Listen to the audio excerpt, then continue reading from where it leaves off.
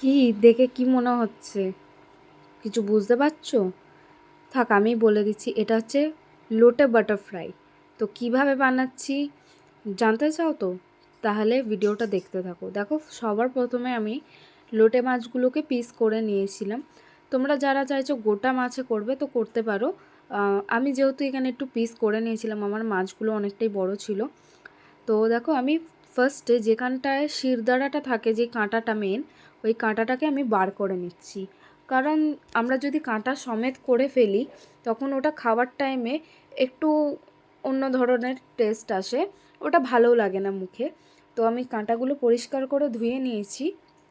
এবারে দেখো, আমার এখানে ফিলেগুলো রেডি। তারই মধ্যে আমি কিছুটা কাঁচা লঙ্কা ধনেপাতা পেস্টও করে নিয়েছি। এখানে করছি আমি ম্যারিনেট।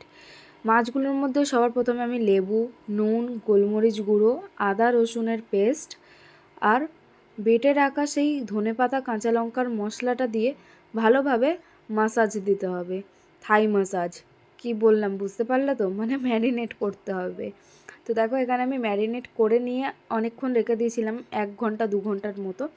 তো একটা থালায় আমি কিছুটা শুকনো উপকরণগুলো নিয়ে নিচ্ছি। যেরকম ধরো, ময়দা লাগবে 2 চামচ, কর্নফ্লাওয়ার 2 চামচ, আর গোলমরিচ আর নুন।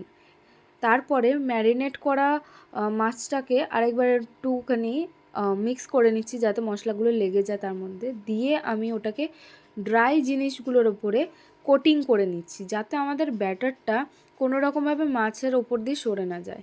এখানে কোটিং করা হয়ে গেছে। বেঁচে থাকা যেই ম্যারিনেটের যেই মশলাটুকুনি ছিল তার মধ্যে সেই আমি গুঁড়ো উপকরণগুলো, মানে ড্রাই ইনগ্রিডিয়েন্ট যেগুলো ছিল সেগুলো দিয়ে ভালোভাবে আমি মিক্স করে নিয়ে দেন আমি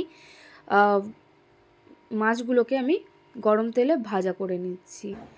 দেখো, এখানে আমার একটা অলরেডি ভাজা হয়ে গেছিলো, একটু গোল্ডেন হয়ে গেছিলো, তাই জন্য আমি আরেকটা দেখাচ্ছি। দেখো এখানে কালারটা কতটা সুন্দর এসেছে আর কত সুন্দরভাবে ফুলেছে। তো দেখে কি লাগছে? তোমাদের লোভ লাগছে তো? তো লোভ না করে বানিয়ে ফেলো ঝটপট। খুবই টেস্টি। একবার ট্রাই করে তোমাদের অবশ্যই দেখা উচিত।